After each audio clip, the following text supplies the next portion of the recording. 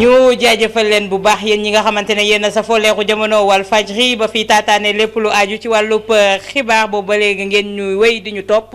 ñu leen ci jaajëfal bu baax naan leen seen kóolute mooy suñu mbégte ñi fi nekkoon ci subaak léegi équipe bu Pierre-Edouard Faye ñoom Seydina Omar Ba ak Abdoulaye Bopp Rahmatoulaye Sarr Fatou Diouf Faye ak équipe technique bi ñu àndaloon yëpp ci njàppandalu Ajaratu Penda Diallo Gueye ñu leen di jaajëfal bu baax ñoom Modou Fall Serigne Aliou Keita Amdi Sidibé ak ñëpp ñi nga xamante ne ñoom ñoo nekk ci côté de la réalisation ñoom Pape Modou Faye ak ñëpp ñoo xamante ne rek ci équipe technique bi la ñu bokk ci ndiitalu également ki nga xamante ne moom moo di Saliou Bey ñu leen di jaajëfal bu baax ñu gontu rek fas yéene wéyal li nga xamante ne moom moo di xibaar yi nga xamante ne moom mooy xew jamono ji fële ca place de l'Obélisque mooy manifestation bi nga xamante ne kuréel gi di M2D ñoom ñoo ko woote woon di manifester goo xamante ne kon maintenir nañ ko naam ki nga xamante ne moom moo di Ousmane Sonko génn na ca loxoy yoon gannaaw ba nga xamante ne nag waaye ma ngi cay desani ndax contrôle judiciaire lañ ko teg naam dina ñibbi këram waaye yoon da koy wéyal di ko tegi gët Moustapha Diop fi mu nekk gont na ci njàppandalu xibaar yi itam ci wàllu réalisation bi ñoom Ndeye Koumba Diop kan jàpp ci ñëpp rek ñu leen di jaajëfal ne c'est toute une équipe derrière de la direction ba fi nga xamante ne moo di poste de garde yi di jaajëfal ñi nga xamante ne ñoom la ñu fas yéene bokkal plateau bi itam Pape Sané mi ngi ci plateau bi waaye ki nga xamante ne moom moo di Pape Ndiaye dinañu fekk si ñoom Assane Gueye ak ñooñu ñëpp dinañu bokk ci plateau bi ngir ñu rek wax li nga xamante ne moom moo fi xew ñuy fàttali ne président Ousmane Sonko di njiital Pastef fas yéene wax ak askan wi fi lekk 18h président Macky Sall fas yéene wax ak askan wi fi lekk 20h kon ñu yaakaar ne tey c'est après-midi boo xamante ne riche en événement la fas yéene doon dañuy dem fële ci place de l'Obélisque muy place de la nation fekk fa ndaw yi nga xamante ne ñoom ñoo ñu fa toogal di suivre li nga xamante ne moo di manifestation bi mu di Abdou Khoudoss Diallo ak Issa Tine waaye bu ñu fàtte itam ne tey la bés bi ñu jagleel soxna yi si àddina wërngal këpp soxna yi itam desuñu ci ginnaaw ne ñoom itamit dinañu amal seen manifester fii ci Sacré-Cœur ci terrain bi nee nañ kuy ñëw ñëpp nga sol yére bu weex ngir woote li nga xamante ne moom mooy di jàmm waaye itam bu ñu fekkee ne mën nañ ñu demal parcelle ci Théodore Semedo mu wax ñu li nga xamante ne moom moo fa am jamono ji ndax sànq ba léegi situation bi foofu tàngoon jër bu fekkee ne mën nañoo jokkoo ak ndaw yi ñu toogal ci place de la nation ñu jokkoo ak ñoom laataa ñuy jéem a xool lu xew ca Parcelles Assainies Abdou Khoudoss Diallo Issa Tine ak ñoom Moussa Sène ñoom ñëpp ñu ngi ci terrain bi ñu fas yéene jokkoo ak ñoom wala laataa loolu ñu nuyu Pape ñu nuyu la rek. waaw ma fay la soxna Awa di leen sargal ci 8 mars bi nga xam ne mooy bés bi ñu jagleel ndaw yi jigéen ñi plutôt waaw di ñaan tamit ñu bañ ko yemale ci 8 mars rek nañ ko def 365 jours waaw effectivement Ousmane Sonko bàyyi nañ ko bàyyu ndëgam ni ko niñ koy waxee mooy daanaka tey ji egg na këram et tout waaye teewul pour mu leer ci bopp nit ñi ni que ba léegi lañ koy toppee ñu ngi ko koy toppee loolu nag mu nekk benn combat bu bees bi nga xam ne avocat wu Ousmane Sonko tey jii loolu moo war a nekk seen priorité mooy fexe ba ci lii nga xam ne ñu ngi koy toppee ñu ngi ko koy toppee ba inculpé ko ci waaw ñu fexe ba ilaa yoon dem ba sës ñu àtte ko ci teel ko ci àtte parce que tamit ci ay élection nañu jëm ou bien buñ ko mënee xeex indi ay firnde ba ci biir cabinet bi foofu ñu am fa non-lieu boobu it moo gën mais toujours est-il que daal fu mu nekk nii li nga xam ne moo doon combat wu askan bi pour ñu bàyyi ko bàyyi nañ ko même bu dee bàyyi bi ñu bëggoon bàyyiwuñu ko noonu mais néanmoins bàyyi nañ ko parce que génn na tey jii dellu ci njabootam. donc mu nekk tey jii li nga xam ne mun nañ ne muy ci nguur gi muy ci moom wàllu Ousmane Sonko muy ci wàllu askan bi c'est une victoire mun nañ ko jàppee ni victoire la même également bu dee mun nañ ci indi beneen jàngat. victoire la ba nga xam ne dafa am li ñu naan épée de Damoclès bi nga xam ne moo nekk ci ndodd Ousmane Sonko ba tey ji parce que tamit ci wàllu yoon tant que attewuñu la ba fixé la ne la yaa def wala dafoo daanaka sa dara leeragul donc tey ji je crois que seen priorité mooy combat boobu mooy avocat mi xeex ba nga xam ne daañu xam Ousmane Sonko fan lay mujjee ci accusation yi nga xam ne moom lañ ko accusé. Pape ni nga ko waxee rek yàpp xaj su seddee soof yaakaar naa ne il faut battre le fer quand il est chaud ci fànn boobu la ñu toll tey jii naam ay avocat am xëy na dinañ ci soobu ci nu mu gën a gaawee waaye comme ni ñu waxee rek juge d'instruction moom temps am lay jël. waaye nag dañuy dem ca place de la nation fekk fa Issa Tine ci bu mu jokko bi Issa ñu nuyu la. ñu ngi lay fay bu baax Awa Diop Ndiaye. Voilà place de la nation fi mu nekk nii dégg naa foo sànni mbatt mu tàkk. foo sànni mbatt mu tàkk Awa Diop Ndiaye waaye nag daanaka sax mbir yi dafa daal di tuxoo place de la nation wutal si fi nga xam ne moo di caserne Samba Diéry Diallo ndaxte nag comme niñ ko daan defee fan yi yëpp noonu la ko ndaw ñi defee waat ñëw sikki mu si ñi nga xam ne ñoo di takk der yi ngir rek doon bëgg amal nag li nga xam ne moo di seen taxawaay ñaxtu waaye nag dafa mel ni tey Awa Diop Ndiaye jàmm daal xam naa ne ñëw na. donte ay lacrymogène ak njorul jot sànni waaye ndaw yaa ngi wutali ci gendarme yi nga xam ne dañ leen doon sëkkatal fan yëpp di xeex ak ñoom di leen tàccu donc yaakaar naa sax yéen a ngi dégg noonu tàccu yi ñenn ñi nag yëkkati ay drapeau yu weex ci kaw donte nag lacrymogène yi ba léegi mi ngi xeeñ ndax xam naa ne ñoom dañoo jàppoon ne nit ñi dañoo bëgg a manifester sëkkatal leen comme niñ ko defee woon nekki fan yi waaye nag bi la yoon moom xam naa ne mën naa wuute donte nag ñoom pare nañu lépp ndax def nañu li nga xam ne moo di seen ay barrage def itam li nga xam ne moo di seen ay lignes yu nga xam ne moom la ñuy teg ñoom ñooñu leen di waa police waaye tey nag moom li fi nekk ci ay takk der bari na lool ak itam sax woto yi nga xam ne moom lañu fi indi waaye terewul daal ba léegi nag ndaw ñi ngi noonu di tàccu ñi nga xam ne ñoo di waa gendarmerie Abdou Koudous Diallo. waaw Issa Tine jamono ji nga xamante ne am ñoo xamante ne ñu ngi tàccu way takk der yi di leen jaajëfal ca côté rond point 25 bu unité 25 bu rue 25 bu Médina. foofu ñu ngi sànni ay gaz lacrymogène di tasaaro ñi nga xamante ne ñoom ñoo fa nekk di bëgg rejoindre la place de la nation ñu leen nag du ñu aw aller centre du centenaire faw ñu jéggi xam naa looloo waral moo andi tuuti échauffourée ci jamono ji ñu ngi sànni ay gaz lacrymogène ku xam ne dina xam na ne wetu rond point bu rue 25 boo dee da ngay jëm côté BCEAO foofu la ñu nekk di jàmmarlo ak way takk der yi fu mu ne nii daanaka ña nga xam ne ñoo fi nekk di assurer la sécurité daan nañu daal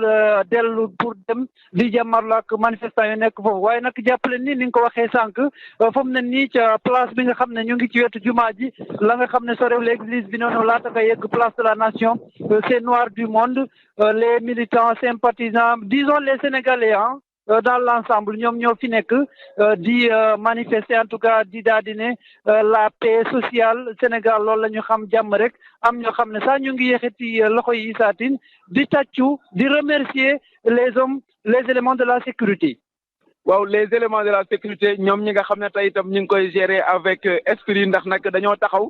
donte jot nañoo sànnente tuuti ci ay xeer ak ay lacrymogènes yoo xam ne ni ki sàng ba léegi mi ngi doon taw waaye nag taxawaat nañu di xoolanteeg askan wi mu di nag janoo boo xam ne Awa Diop Ndiaye daanaka jegante nañ lool mel na ni sax daanaka jamono ji boo xoolee sax di nga gis yenn ci ay takk der seen ay lignes yoo xam ne ñu ngi ci biir public bi ndax public bi ñëw nañu ba wër leen waaye nag ñoom sang froid la ñu àndal ndax dañoo taxaw rek di xool ñi nga xam ne ñoo di les manifestants itam wutali ca côté ba nga xam ne mooy yoon wa jëm ca caserne bi buntu bu mag bi waaye terewul ñoom li ñu def rek moo di taxaw di leen xool askan wi nag mujjee di leen tàccu di yëkkati seen loxo ci kaw drapeau Sénégal bi nag moom foo xool moom ngay seen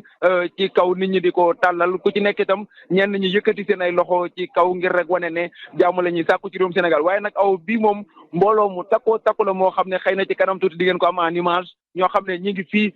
ci fi nga xam ne moo di wetu caserne Samba Diéry Diallo jóge nag ca fa nga xam ne moo di place de la nation xëy na ci kanam tuuti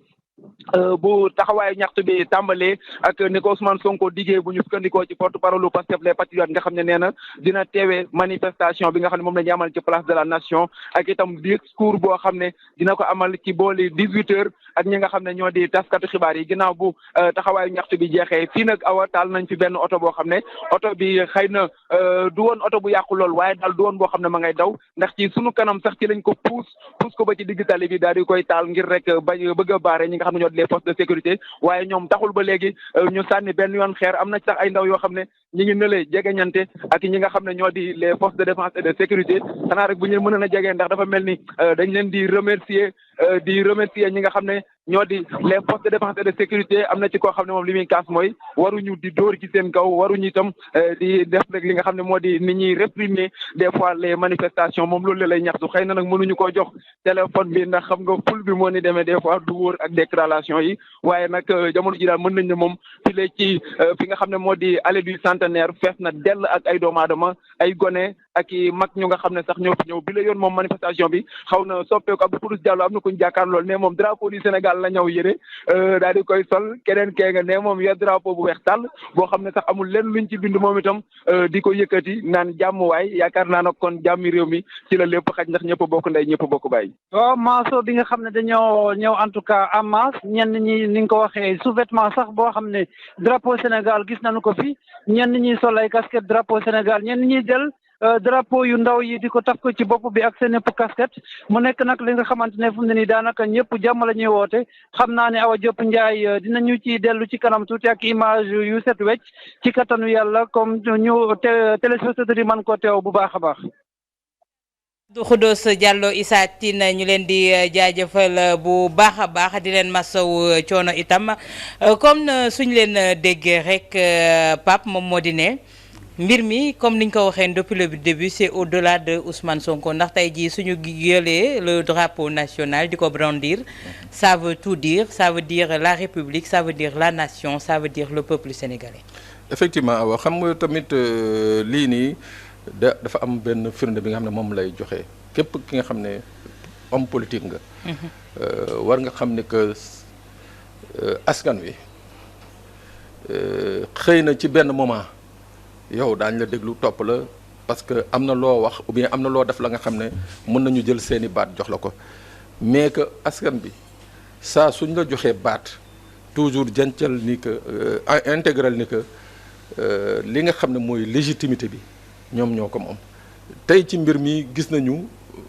au départ lan la woon ñu doon xeex pour ñu bàyyi Ousmane Sonko. fu mu mujjee ñenn ñi di laaj démission président de la République ñenn ñi di indi yeneen combat ak yeneen combat yi nga xam ne xëy na yàggoon nañ ko def amuñu ci woon résultat wala yàggoon nañ ko bëgg def amuñu woon fu ñu koy jooyee tey ñi ñëw loolu moo tax nag tey ni ma ko waxee sama njëlbeen wax mooy que le peuple a repris sa souveraineté. peut-être que état bi justice bi mun nañ ne ils ont joué le jeu mais la grandeur revient au peuple sénégalais. parce que ñoom ñoo imposé tey jii seen légitimité. du question nag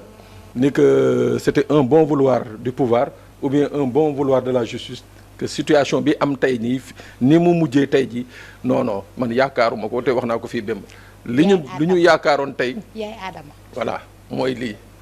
dégg nga waaw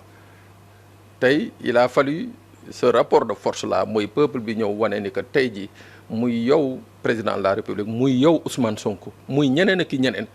ñun ñii ñoo moom suñu carte ñoo moom suñu kàddu ñun ñoo leen dénk. d'accord Pape dinañ ci ñëwaat Pape Ndiaye fekk si nañu si plateau bi également waaye dañuy dem jokkoo ak Théodore Semedo mi ñu teewal ca Parcelles Assainies comme ni ma ko waxee sànq. parcelle moom la tension ne faiblit pas Théodore Semedo.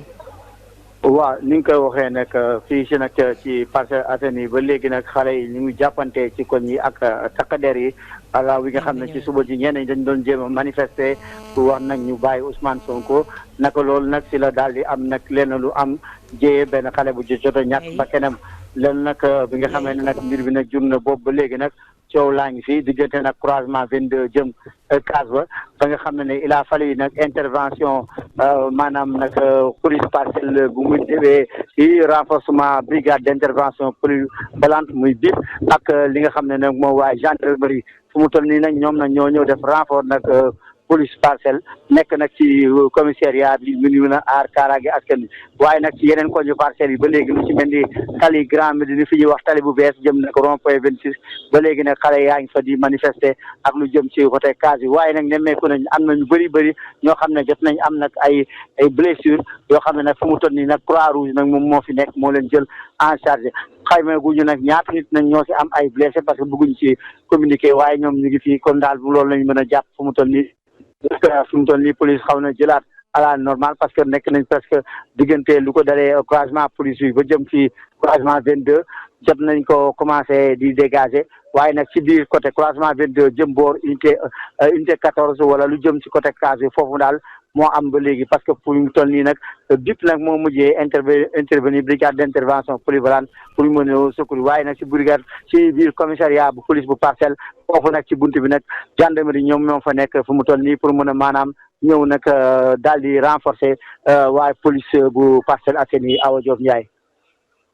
Semedo ñu lay jaajëfal kon menaces yi nga xamante ne kon way manifester yi gannaaw ba ñu faate benn ci seen doom waa Parcelles Assainies ñoom fa ñu jubali woon moom moo di ca commissariat ba ndax fi mu nekk nii nag gendarmerie mooy wattu kaaraange ñi nga xamante ne ñoom ñoo di waa police foofu ca bërëb dañuy jéem a jokkoo ak waa Obélisque kon ñi ngi may def signe ne ñoom itamit noppi nañu Abdou Khoudoss Diallo Issa Tine fi mu nekk nii mbir yi naka la fa tëddee ndax kilifa yi nga xamante ne ñoom ñoo sabab manifester bi ndax agsi nañu sax ca bërëb ba.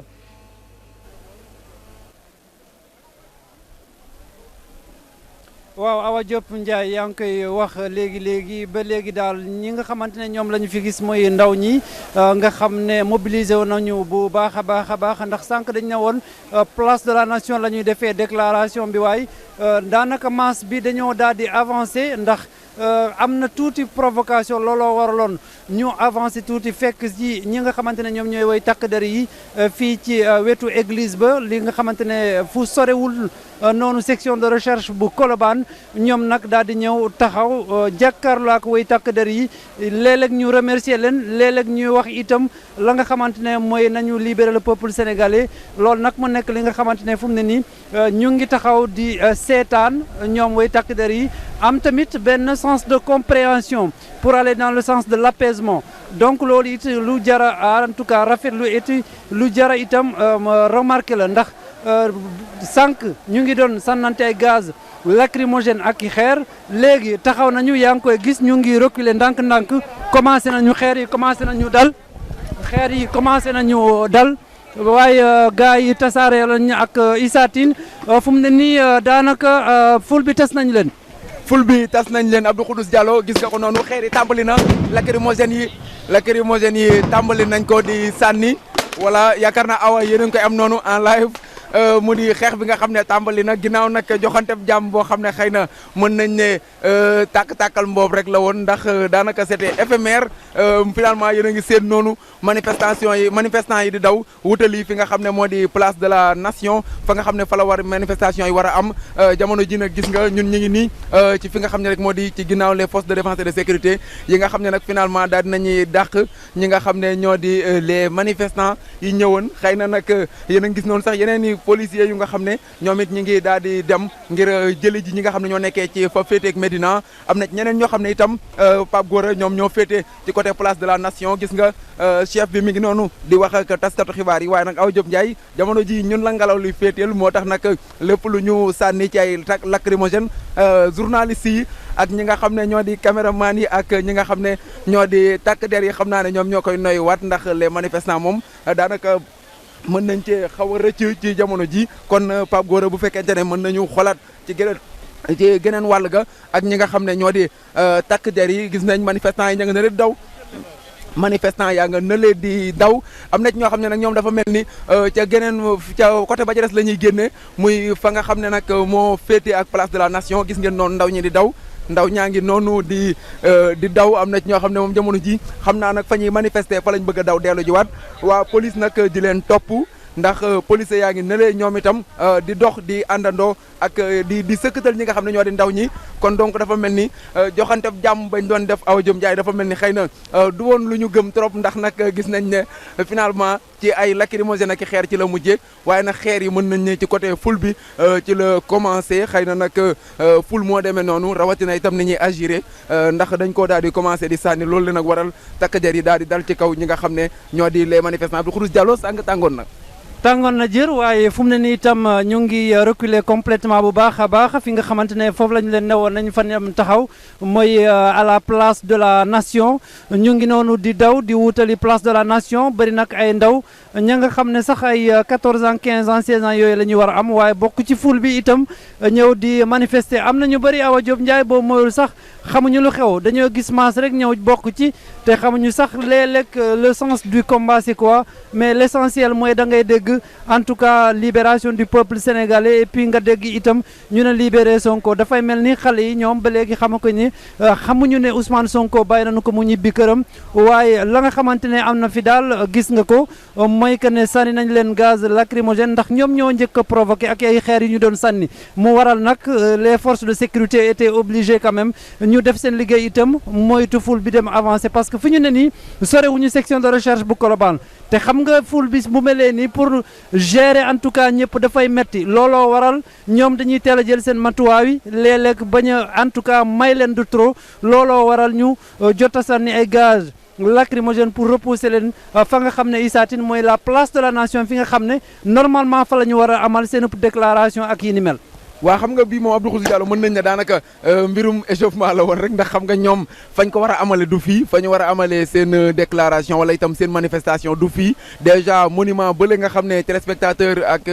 yu la voix des sans voix Walfadjri ñi ngi koy seetaan monument boobule fa la ñu war a amalee mbir yi mais xam nga nag ndaw ñi wàllum masse moo ni demee gis ngeen ne le croix rouge am na ci ku nga xam ne moom ma nga ne le di dox nag di woote la paix kon dafa mel daal jamono ji ñu ci bari nag jàmm ji la ñu soxla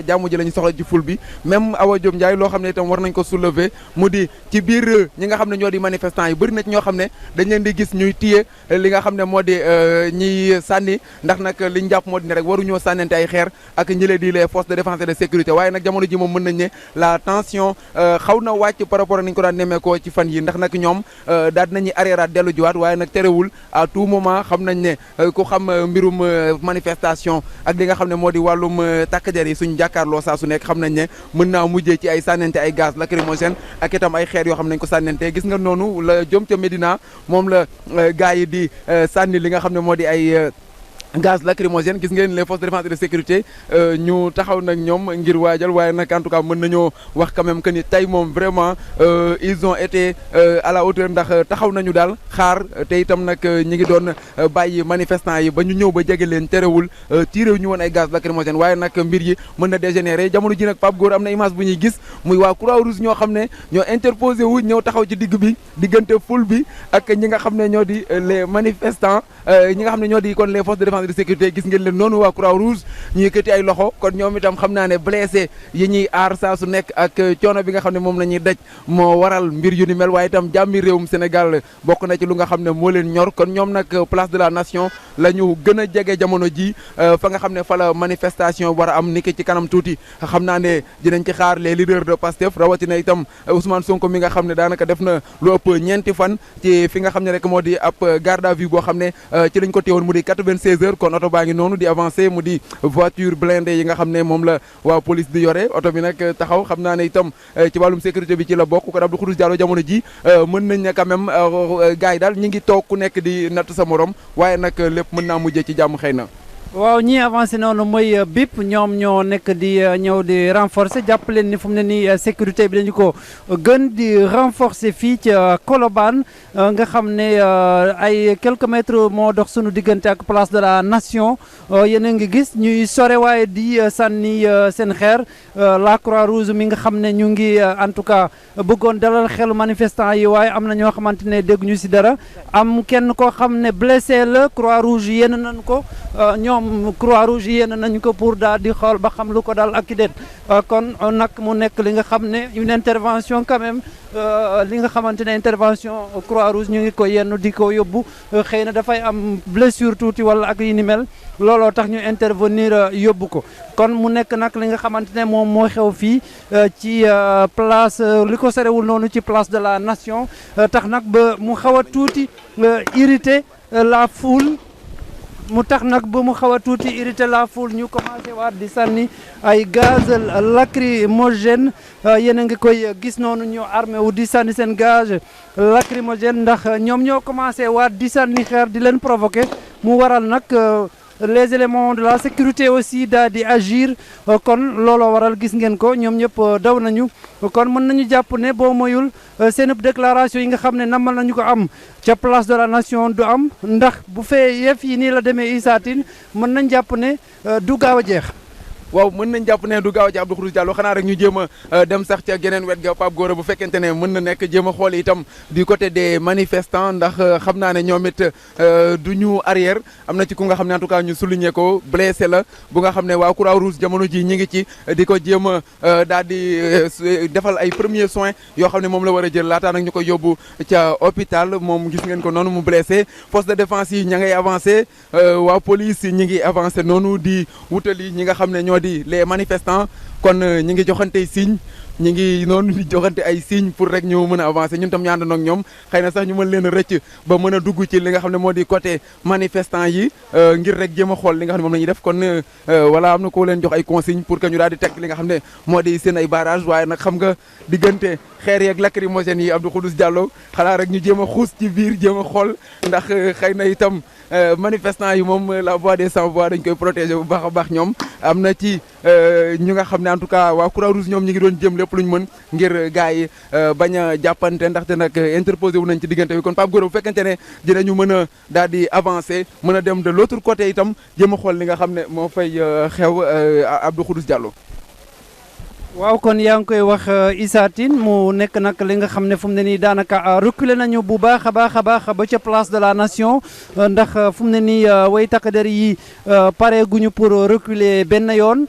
ndax xëy na dañuy moytu mu am masse bi nga xamante ne après dootuñu mën a maîtriser en tout cas la foule looloo waral nag ñu ngi avancé bu baax a baax waaye nag xam nga ni fu mu ne nii ci jamono ji daanaka nekk fii pour nooy bu baax a baax a baax yombul surtout ci sunu mbokku séeréer yi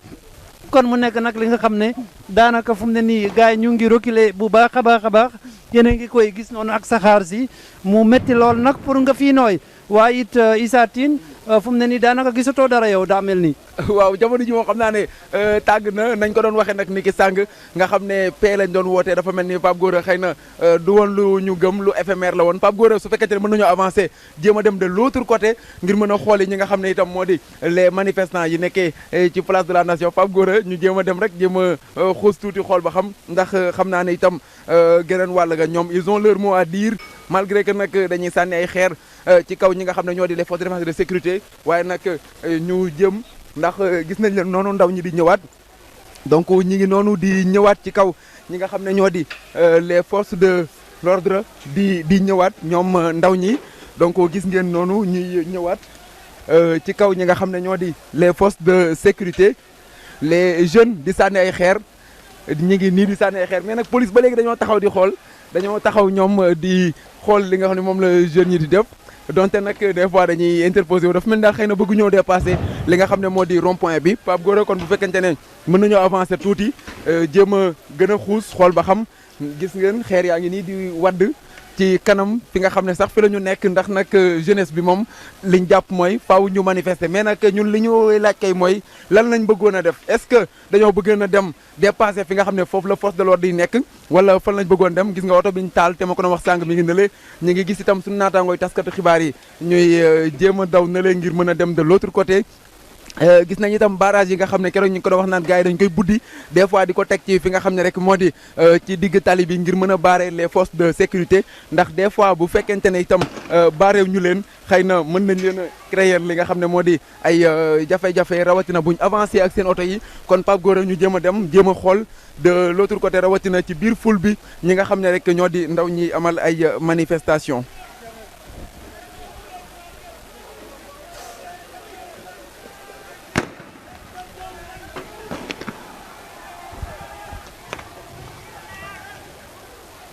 voilà kon mooy li nga xamante ne moom moo am jamono ji ci place de la nation ak li ko wër du ñu def lu dul dem Sacré-Cœur fekk fa Yaye Adama Diallo gannaaw ba nga xamante ne soxna yi itam tey dañu ne jàmm la ñu woote rawatina si bés bi ñu jagleel soxna yi di 8 mars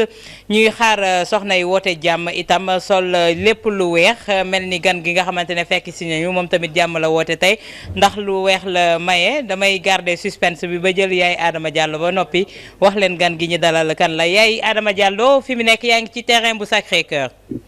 waa awa actuellement ñoo ngi fii ci VDN bi terrain Sacré-Cœur 3 comme ni nga ko waxee rek décor bi wane na ni jàmm la ñu woote jigéen ñi nag wuyu si nañ daal di habillé wu tout blanc luñ fi nemmeeku mooy jeune fille yi ñoo fi ëpp jeunesse bi gis nañ aussi présence acteurs culturels yi bëri nañ fi macha allah ak aussi des personnes de médias juste pour màggal bésu 8 mars bi. mais en même temps dénoncer instabilité bi nga xam ne moo am actuellement ci réew mi jigéen ñi nag dénoncer nañ ci lii di xam ne mooy viol mu nekk jàngoro boo xam ne moo ngi wéy di sonal jigéen ñi wante itam di ñaawlu lu fekk gouvernement bi daal di koy jël def ko comme prétexte mel ni fullaalatul viol loolu nag boo ko déggee ci kaw Ousmane Sonko bi moo tax wante itam beneen point àddu nañ ci muy le fait que nguur gi dañuy wéy di nataxal dooley jigéen te loolu dafa war a dakk ñoo ngi ñaaw nag itam le fait que bésu 8 mars da doon nekk bés boo xam ne jigéen ñi dañ ko daan dund di ko màggal mais ren ji mënuñu ko ndax réew mi moo ngi tàkk ñuy métudlu bu baax suñu doom yi nga xam ne ñoom ñoo ci ñàkk seen bakkan donc en tant que jigéen ku ne xam ne jigéen lu muy représenté ci réew donc ñoo ngi woo rek suñu njiit yi ñu dal te fexe indiwaat climat bi nga xam ne dina apaiser réew mi parce que doy na waar ñu wax aussi beneen point bu am solo muy suñu première dame tey doon na rafet ci bésu 8 mars bi mu génn dalal jigéen ñi dalal xel yi surtout dalal góor ñi parce que boo seetee ba tey góor ñi ñooy génn di mener la violence donc manifestation yi ñoo ngi woo xale yi maanaam góor ñi ñu gën a def ko mun nañ ko def mais pacifiquement donc awa looloo fi jot a ruus tey jii mu nekk vraiment benn sitting bu daw yaram bu am solo parce que jigéen ñi ñëpp a wuy si en masse. d'accord Yaye Adama Diallo ñu koy jaajëfal kon ni mu ko waxee jigéen ñi manifesté nañu itam ci dal sol lépp lu weex ngir woote jàmm ci réew Sénégal fi ñu porox ndoolu nag mooy bés bi ñu jagleel jigéen ñi ci àdduna si sépp di 8 mars waaye seenub góor daf leen feelu ci weex googu woote jàmm moom tamit mu di Dame Mbodj Dame ñu nuyu la. mais maa ngi lay fay Awa Diop Ndiaye di rafetlu waxtaan bi nga xam ni yéen a ngi ko door nii Sénégalais yëpp actuellement ñi ngi voilà donc di rafetlu vraiment invitation bi pour ma ñëw bokk ak yéen waxtaan wi muy jàngat ñëw fekk fii Pape Sané sama xarit ak Pape Ndiaye vraiment nga xam moom spécialiste la ci domaine yooyu donc di rafetlu rek mbir mi di wax ni Sénégal nag ñun ñëpp ñoo ko bokk jafe-jafe nag moom jaar na fi wax dëgg yàlla ñëpp tiitoon nañ mais comme li nit ñi doon tiit lépp tegu na ci suuf jàpp naan li des rek mooy ñu jàngat ko ñun ñëpp te bu ñu jàngatee ba pare li nga xam ne moo xew ñu xam yan jéego lañ ci war a taxawee ñun Sénégalais yëpp loolu rek moo am solo kon jàpp naa ni ci biir waxtaan dinañ ci def jàngat yi ñu ci war a def. waaw dinañ ñëw ci jàngat yi lan moo xew ba libération contrôle judiciaire am ak ñu tàmbali di gis des crispations les otages ñu tàmbaleen di leen libérer Pape juridiquement ñu jël bi nga xamante ne moom moo taxoon ñu defoon ko garde à vue léegi dindi ko mu des mbirum viol bi ak appel à l'insurrection bi nga xamante ne assemblée nationale moom moo ci des ci fànn boobu. waaw jërëjëf Awa maa ngi leen nuyu di nuyu suñu mbokk yi ñu bokkal plateau bi. di nuyu également askanu Sénégal ñi nga xamante ne ñu ngi ñuy bàyyi xel ni nga ko waxee rek daanaka xam nañ ne ñetti procédure judiciaire moo amoon ci Ousmane Sonko muy coowal viol bi muy appel à l'insurrection bi ak tamit bi nga xamante ni moom mooy trouble à l'ordre public mooy bi ñu ko jàppee woon àllarba bi mu nekkee ci yoonu dem wuy ji convocation. ba mu fa nekkee dans les locaux de la section de recherche ñu notifié ko garde à vue ba ñu demee ba dimanche ci ngoon procureur de la république nga xamante ni moom mooy maître des poursuites moom mooy le patron de la police et de la gendarmerie dans le cadre de la police judiciaire mu joxe ndigal pour que ñu teggi garde à vue yi alors garde à vue boobu nag bu ñu ko lever nag conséquence directe bi immédiate mooy la libération de toutes les personnes yi nga xamante ne ñoom ñoo nekkoon en état d'arrestation ci la ñu libéré caméraman bi ci la ñu libéré également ki nga xam ni moom mooy garde corps Sonko bi donc logiquement Sonko démb dafa waroon dem fanaani këram mais dafa am loo xamante ni moom moo gàllankooroon dem boobu ñibbi muy li ñu tuddee mandat d'amener ab convocation la boo xam ne bu ko juge joxe rek mooy di ne fu ñu la fekk dañ la war a jàpp yóbbu la ci kanamam. alors lever loolee nga xam ne moom mooy garde à vue nag li mu jur moo di ne mboolem yooyee nga xamante ne dañ leen toppee ci wàll boobu noonu teggee bàyyee gum nañ ko donc mu des fi ñu toll nii ñaari dossier benn bi mooy appel à l'insurrection beneen bi mooy viol bi ak menace de mort yi. ñaari dossier yëpp ñu dénk ko benn juge d'instruction ab enquêteur la rek parce que moom li ko tax a jóg mooy gën a xóotal enquête donc fi ñu toll nii tey ci suba dossier bi mu déglu Sonko mooy dossier viol bi appel à l'insurrection mënagu ci déglu Ousmane Sonko parce que dafa sàkku ñu teggi mbalaanu kiraayam lever immunité parlementaire procédure bi mi ngi en cours au niveau de l'Assemblée nationale bu dee sax dinañ ko yeggali donc boobu noonu moom waxaguñ ay waxam. présentement dossier bi nga xamante ni ci la ko déglu tey soo mooy viol bi ak menace de mort ci lañ ko may li nga xam ne moom mooy contrôle judiciaire daanaka bàyyib ndëgu na rek mook liberté provisoire ñoo yam effet mooy dañ lay bàyyi bàyyib ndëgu mais li leen wutale mooy contrôle judiciaire moo gën a métti liberté provisoire contrôle judiciaire bu ñu la ko tegee chaque 2 semaines da ngay dem ci bureau juge bi signé mënoo génn voyager génn réew mi ndax dañuy confisquer sa passeport say déplacement ci biir réew mi da nga koy notifier juge bi ba noppi dossier bi tax ñu teg la contrôle ñu jox teg la inculpation mënoo ci wax public donc loolu mooy restriction yi nga xam ne moom moo am ci contrôle judiciaire contrairement ak liberté provisoire nga xamante ni moo gën a yaatu contrôle judiciaire nag du guléet gis nañu ne am na ci ñu bëri ñoo xamante ne yoon toppoon na leen tey jii nii dañu nekk ci contrôle judiciaire membre FRAPP yi nga xam ne jàppoon nañ leen ku mel ni Fatima Mbeng ci contrôle judiciaire la nekk ku mel ni ki nga xamante moom mooy soxna Biram Souley ci contrôle judiciaire la nekk ku mel ni Cheikh Yérim Seck ci contrôle judiciaire la nekk ku mel ni dégg nga maam Djidiack Diouf muy manager Viviane bi nga xam ne ñu ngi ko doon topp ci ay dossier contrôle judiciaire la nekk ak ñeneen ak ñeneen ñu bëri ñoo xamante ne mesure boobu mi ngi seen kaw donc loolu mooy li nga xamante ne moom moo aju ndagum ci dossier bi présentement donc léegi nag ñu xool fii ak ci kanam du ñàkk dina amaat ay yeneen audition ay confrontation ak yu ni mel pour xool dossier boobu noonu fan lay aboutir en attendant beneen procédure bi appel à l'insurrection bi te il faut préciser que appel à l'insurrection bi turu Ousmane Sonko nekkul ci dossier bi parce que ay jegeñaale Ousmane Sonko ñoo nekk ci dossier bi ñoo lañ ci jàpp ak benn réquisitoire buy viser X donc turu Ousmane Sonko duggagul ci biir dossier bi donc loolu tamit c'est à signaler mais tey ji Pape contrôle judiciaire ci kaw way politique doonul loo xamante ne lu koy arrangé lay doon ndax way politique liberté itam la soxla wax naa ko sànq ci njëlbenn wax bi dama ne tey jii le véritable combat de Ousmane Sonko mu ngi soog a commencer parce que lii tamit mooy niñ koy waxee quelque part rek li ma lay mayee de la main droite moom laa jëlee de la main gauche mooy maanaam ci bëtu askan bi ci conscience populaire bi bàyyi nañ ko waaye bàyyiwuñu ko c'est-à-dire boo xoolee tey jii ni ko Pape expliqué et tout dafa nekk rek benn prison à ciel ouvert mooy lépp la nga xam ne waroon na ko def en tant qu'homme politique mënatu ko def déplacement yu bëri yi mënatu ko def parce que tey ji tous ces déplacements sont régulés par le juge tey nii bu ko ne woon damay dem fi Ziguinchor bu ko neexee mu ne ko doo dem toogal donc yooyu yëpp ay restrictions la yi nga xam ne dañ ko teg comme nag ay restrictions yu ñu teg la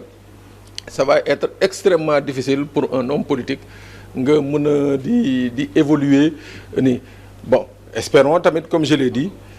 que ces avocats vont se donner les moyens de mettre un terme définitif à cette affaire loolu daal nañu war a ñaan quoi que ces avocats se battent pour mettre un terme définitif à cette affaire quoi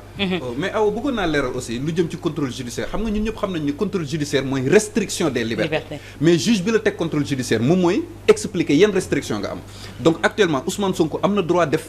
expression publique am na droit wax publiquement am na droit dem ci ay meeting am na droit am ci ay dem ci ay manifestation li ko juge bi tere mu wax ko képp mooy dossier bi ñu ko tegee inculpation te mooy affaire procédure viol bi lu dul dossier boobu leneen lu ko neex am na ci droit def expression def publiquement dem ci ay manifestation donc ça aussi c'était bon à préciser parce que voilà juge bi leeral préciser na en fait restriction ñetti restriction yi tegu ci kawam d'accord suñu confrère Babacar Touré bu Kewoulo fekk suñu ci plateau bi ñu nuyu la Babacar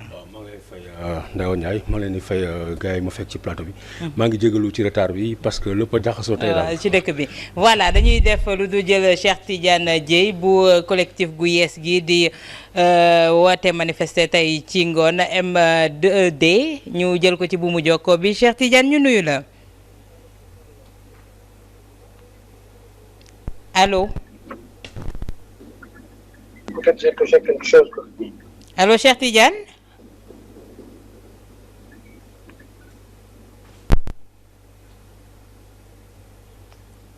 mu mel ni jokko bi Cheikh Tidiane noppeegul xanaa rek Dame li ñu gis en général ci ay dossiers politiques day am ay négociations yoo xamante ne ci suuf lay dox moom mooy conduire à certaines choses tey mun nañoo jàpp wala njortees ne négociation amoon na ci mbirum Ousmane Sonko ba mu indi tey lii laataa ngi ciy ñëw ñu jël Cheikh Tidiane Dièye Cheikh Tidiane ñu nuyu la. maa ngi leen di fay. voilà tey ngeen woote manifester waaye manifester wu ñetti fan ngeen woote ci li ngeen doon sàkku bokkoon na ci ñu feexal Ousmane Sonko li ni mel am na ndax da ngeen di wéyal xeex boobu. waaw xeex bi moom dina wéy ndax xeex bu gudd la ndax boo gisee kuy xeex démocratie ak état de droit xeex bu xóot la te xeex boo xam ne ci temps bu xaw a yàgg nga koy teg dafa am nag ay jéego bii dafa tombé ñun toll woon ci jéego bi yàlla def. pression bi nga xam ni askanu Sénégal yëpp génn nañu ko. moo tax gouvernement bi teggi tànkam dellu ginnaaw libéré Ousmane Sonko te ñu am yaakaar ni ci fan yi di ñëw dina libéré ñeneen. bu ko defee ñu xam ni aussi libération bi ñu bàyyi Sonko mu ñibbi ñun mouvement bi dañu ko rejeté ndax jàpp nañu ni comme li ñu def ba teg ko ci ginnaawam tax ñu jàpp ko lu ñu fabriqué la lu amul la loolu warul woon tax ñu koy topp ci dara parce que boo jàpp gisee ñu ne dañ ko def contrôle judiciaire. loolu mooy amatuloo benn liberté dem ak a ñëw te homme politique boo ko nee mënatoo dem mënatoo ñëw te mënatoo wax mooy li nga doon bëgg ci moom faagaagal nga ko te yaakaar naa ne loolu kenn du ko nangu mais loolu Ousmane Sonko dina ko waxal boppam. mais bu ko defee mouvement bi moom dañu leen ni nañu libérer tous les détenus politiques ba pare ñu xam ni tey ñàkk nañu seen bakkan te ñu gis ni ñoom parti au pouvoir ñoom ñoo recruter ay nervis armé leen addina yëpp gis nañ leen ñu dugg ci biir askan wi di boom nit ñi. loolu itam danañ ci def ay enquête yu wér ñun saisir nañu déjà cour pénal international vidéo yëpp jël nañ ko photo yëpp jël nañ ko ñu jébbal leen ko bu boobaa nag ñoom ci seen loxo lay nekk te ñoom xam nga ni amul benn gouvernement bu leen mën a xoqatal koo xam ne da nga nekk sa di boom askan wi ñoom dañuy ñëw enquête te bu amee ku ñu fa war a jàpp ñoom ñoo ñëw jàppal ko boppam seen bopp yóbbu te danañ ko attee te danañ ko tëj foofu bu fekkee fii Sénégal defuñu ko fi. loolu itam ñu xam ni président de la République Macky Sall ñoo ngi koy waxaat mu delloo si xelam. lii nga xam ne moo indi lii ci réew mi mu di jafe-jafe bi askan wi di dund ba sénégalais yi di ci ñàkk seen bakkan nit ñi ñàkk ci seen alal moom rek moo ci responsable ndax ñi ko commencé di ko fomenter di def complot boo xam ne bi bu ñaaw la complot bu xel mënul nangu la moom yëg na ko moo leen ci bàyyi njabootam la bu ñëwee ba fii nag doon dañuy jàpp ni moom moo am responsabilité wax nañ ko déjà ci suñu déclaration moom amatul sax responsabilité morale pour jiite réew mu mel ni Sénégal ndax Sénégal réewu jàmm la réew la moo xam ni nit ki loo ko bañ ci wàllu politique Sénégal xamul woon ngay taxal nit ci ay affaire u siif ba nar a yàq addinaam bëgg a yàq njabootam bëgg ko yàqal léppam Sénégal xamu ko ba tey fii moom ci nguuram Macky Sall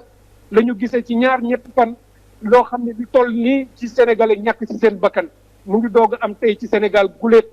kooku nag duñu ko bàyyi mu nekk rek naax saay tey ci nguuram la ñuy doog a gis loo xam ni askan wi fépp itam du rek Dakar région yi communes yi département yi ba ci village yi askan wi yëpp a jógandoo di contester war na xam ne lii kat nekkatul rek kaawu Ousmane Sonko ay frustration la ay échec politique am la échec économique am la te war na ci tirer conséquence waaye fi may daaneel rek di leen wax ni mouvement bi day tey la ñu gën a taxaw gën a am détermination pour ni ko Sénégal bi nga xam ne mësul am dictature xanaa nag ñun du ñu ñàkk fayda bu muy commencé ci ku mel ni Macky Sall. mais 3 jours de manifestation ngeen woote Cheikh Tidiane ndax 3 jours yooyu di ngeen ko wëyal. waaw 3 jours yi tey rek la ñu ci téegum fi mu nekk ndax dafa am ñoo xam ne jóg nañu dox ci ñu rencontré nañu ñi nga xam ne mooy kilifa diine yi ñi nga xam ni ay kilifa lañu ci réew mi bëgg fi lu baax ñuy rafetlu tànk yi nga xam ne dox nañu ko démb li ñu gënaloon mooy bi ñu gisee président Macky Sall ba pare laata ñuy déclaré ci askan wi ñu waxtaan ak ñun waaye dafa guddi woon yàlla dogalu ko ba tey jii ci bëccëg la ñu seet si ñu toog waxtaan ak ñun ñu wax leen suñu xalaat ba loolu bokk na si li tax ñetti fan yi nga xam ne jàppoon nañu ko pour def manifestation ñu daal di koy bàyyi def ko rek muy tey. ñaari fan yeneen yi muy suba mardi talaata ak àllarba teggandi nañu ko ci suuf pour wane wax dëgg yàlla aussi suñu ubbeeku ak bëgg jàmm gu ñu bëgg jàmm waaye nag bu ko defee ñu ngi déglu président de la république moom ndax dina comprendre aussi effort bii ñu def ak geste bu baax bii ñu def pour jëm ci kanam bu xool ci discours am ndax moom dina ko comprendre itam pour xam li Sénégal laaj mu jaar ci d'accord waaye mobilisation bi dina des. fii ak semaine bii di jeex ñu ngi koy ñaan képp ku fi doon prisonnier politique ci réew mi mu bàyyi la nga ñibbi sa kër te lépp luñ dem doon topp ci ay charge ñu teggi ko ndax kenn amu fi loo def loo xam ni war nañ laa topp. Ousmane Sonko itam nañu teggi lii nga xam ne ñu ngi ko koy jéem a toppee ñu bàyyi ko mu récupérer souveraineté ak intégrité politique am ñu bàyyi ko mu dem def liggéeyam su ko deful aussi askan wi dinañu continuer taxaw te bu boobaa ñun demande yi ñu koy def bu ko saafarawul yaakaar naa ni moom rek moo ci jëlee lu ko naqari. jërëjëf Cheikh Tidiane Dièye bu mouvement M2D kon ni mu ko waxee rek dañoo namoon manifester ñetti fan muy lundi mardi mercredi bu lundi bi rek la ñu tëyandee guma di xaar nag li nga xamante ne moom moo di président Macky Sall ci discours bi muy teg 20h pour xam la suite à donner à leur mouvement Dame ci laaj bi ma la laaj rek ndax négociation yaakaaru leen ne moom moo amené à la décrispation. waaw non mën nañoo wax loolu wax dëgg yàlla aw Diop Ndiaye parce que ku ne gis na ni bi demee ba wax dëgg yàlla violence bi metti ñëpp tiit kilifa yëpp dugg ci kilifa diine yi nga xam ne duggoon nañ ci bien avant loolu lépp di am même président Macky Sall dégluwu leen woon loolu aussi c'est important ñu rappeler ko c'est-à-dire donc doo mën a wax ni wax dëgg yàlla waxtaan yi am moo tax lii am parce que waxtaan dafa am avant coow li di am bi ñu déggee ni am na au moins mën nañoo wax ñaari kilifa diine yu mag surtout sëñ Mountakha wax ak moom ne ko bu mbir mi yegsee sa loxo na nga ci wis ndox mu sedd parce que day jur coow te jaru ko moom ci liñ ñu rapporté mu ne ko moom yoonam nekku ci mbirum ñaari sénégalais la donc moom yegseegul ci moom mais moom vraiment da ciy seetaan loolu sax sëñ Abdou Samad Mbacké sëñ Chouaïbou firndeel na loolu ni effectivement dëggal naa ni sëñ Mountakha waxtaan na ak Macky Sall ci loolu kon nag sénégalais yi wax ne na kilifa diine yi wax ñoom wax nañ mais ci gàttal mooy déggalu leen woon. maintenant nag kon su soppiku amee naam ay yeneen waxtaan amaat na waaye yeneen waxtaan yooyu daa am lu ko yombal li ko yombal mooy li fi jaar dafa am xeex bu metti bu am ñu taal fi alal ju bari ci dëkk bi yàq fi yàq yu metti ba noppi ay bakkan wadd ci loolu nag jàpp naa ni. lu xool dëgër ci borom réew war nga mun a nag quand même xam ni lii du caaxaan man jàpp naa ni li ñuy wax ñun syndicats yi souvent négociation day nekk da nga koy def en position de force man jàpp naa ni waxtaan yi dafa am moment boo xam si pouvoir bi sentir na ni doole jëm yaakaaroon ne am na ko amatu ko. loolu moo gën a yombalal waxtaan yi ba ñooñ ci dugg tamit mu oyofalal leen ko. mais wax dëgg yàlla daal li may jàpp rek man. mooy que ni ñëpp seetlu nañ ni wax dëgg yàlla ci ni mu mujjee rek wane na ni état ngi woon ni rëjj ci biir dossier bi ku daan wax ni dossier bi kat c'est une affaire privée entre deux sénégalais yaakaar naa ne boo xoolee ni mbir mi demee ak dayo bi mu am ak li fi jaar war nga xam ni kon état ngi woon na rëjj ci biir surtout que nga mën a fàttali ni le 31 décembre bi ñu génn président Macky Sall moo ne ci kanamu sénégalais yëpp. man bu ma procureur ak ministre de la justice jébbalee yenn dossiers yi. maanaam leen teg leen bii ci suuf ndaxte bii kat mën naa taal réew mi. kon nag jàpp naa ne bi ko jébbalee man waroon a xaar ba ay dee di ci am ak ay lakk ki taal di ci am ndaxte ku ne xam na ne dossier bii yàgg nañ ko wax ne ko dossier yàgg na fee jaar ci complot politique mais dossier bu mel nii musta jaar Sénégal. bu ñuy wax musta jaar Sénégal mooy dossier boo xam si am na effervescence bi. am na probabilité de tension yu mel ni yi am nii parce que doon nañ ko wax ne ko effectivement comme moom li mu daan essayé te ñëpp dañoo xam ne ay feemam la feem président Macky Sall mooy moom opposant boo xam si wóor na ko ne yow mën nga koo wuutu du la may dara maanaam même lu ndaw da koy ful réyal ko éliminer la moom loolu lay def ku ne gis na ni mu def Khalifa Sall ku ne gis ni mu def Karim Wade mais toujours man dama doon rappeler ci plateau yi ma def yëpp que Khalifa Sall ak Karim Wade bokkuñu ak Ousmane Sonko. D'accord. donc loolu nag dossier bi wane na ko ci cappaandaw bi parce que man jàpp naa ni wax dëgg yàlla président Sonko tey bu demee fanaan ni këram man jàpp naa ni position radicale bi mu am bu wuute ak Karim Wade wuute ak Khalifa Sall moo ko may. Est-ce qu'il a été radical Babacar à 100%? Est-ce que également yenn discours yi partisan au président doon véhiculer ces temps-ci est-ce que tey jii président désavoué wu leen. waaw d'abord balaa maa commencer sama propos damay présenter samay condoléances jaal askanu Sénégal. ñi nga xam ne ci bànqaas bu nekk boo ko jëlee du nord au sud au centre waxtu wi ñu toll defe naa. am nañu presque 11 à 12 morts 11 morts yi mat na 11 à 12 morts en tout cas defe naa ni ab gouvernement bu ne démocratie lay défendre bu ne man askan wi moo ma fi teg gouvernement boobu bu gisee ñuy rey benn bakkan sax ci biir askan woowu gouvernement boobu n'est plus apte à diriger peuple boobu parce que la légitimité d'un gouvernement d'un régime on le tire d'un peuple aujourd'hui ce n'est pas simplement dañuy wax waxu Ousmane Sonko la ce n'est pas simplement cas Ousmane Sonko mais Ousmane Sonko a été un déclencheur Ousmane Sonko ça a été un réceptacle de frustration loolu la Sénégalais ne doy na ngeen bàyyi li ngeen def wala ngeen rey ñu ñun ñëpp léegi mu tontu ci sa question mooy est-ce que Macky Sall désavoué ñi nga xam ne ñoo nekkoon ci plateau bi Macky Sall c'est l'alpha et l'oméga de l'APR képp ku am fit jóg dem ci plateau télé dañ la recommander dañ la ne demal dañ leen jox ay comment on appelle ay mots de communication parce que bu ngeen di fàttaliku ci njalbeen bi lii yëpp di commencer ñun dañu defoon lépp loo xam ne enquête kase fekk ay partisans ak ay militants dugg ñu woon yey yàbbi ci coow li ñun dañoo basé woon ci ay faits kase ñu ne leen lu ñu gis ci dossier bi sori na ak wàllum viol lu ñu gis ci dossier bi ab complot la boo xam ne c'est très mal ficelé ñu yebal pour ñu dem def ko mënuñu dañoo laaj donc dossier bi mënul joxe dara loo xam ne mën nañ ko judiciariser parce que c'est de l'espionnage c'est de la barbouzerie loolu espionnage ak barbouzerie service secret la plupart du temps li ñu liggéey indi ko parce que li ñu def service secret moo ko war a def ay nit ñoo xam dañ leen di réunion ñu leen dañu bëgg a faagaagal ki ngeen teg seen plan ngeen teg seen deal ngeen def ko mais su ngeen defee seen opération ba ngeen pare duñ ko utiliser exploiter sur le plan judiciaire mais dañ koy utiliser sur le plan préventif maanaam tey yow suñ la déglu woon téléphone ba ñu xam li ngay def ak yooyu mën nañ la parce que dafa am lu ñu soxla ci yow ñu def la chantage mais mënuñu ko présenter devant la justice mënuñu c'est pas possible loolu lañ leen wax ci commencement léegi gis nañu bi ñu pare ci loolu ñu ne non ñi dañu far wala ñi kii waa APR dañ ne woon tekk ku leen ne woon ñëw leen ngeen wax ci dañ la ne woon mënuñu cee wax parce que c'est une affaire privée entre deux personnes mais bu ñu commencé di dem ba ñu nga xam ne ñoom préparé wu nañu pour seen coup gis ngeen ci plateau yi jigéen ñi la ñu yónni woon seen représentants yi demoon yëpp ci plateau bi yi doon toog ak ñoom Dame Mbodj et consort di waxtaan ay jigéen na dañ daan wax ni moo fa demoon c'était le mot clé et ça c'est un mot boo xam ne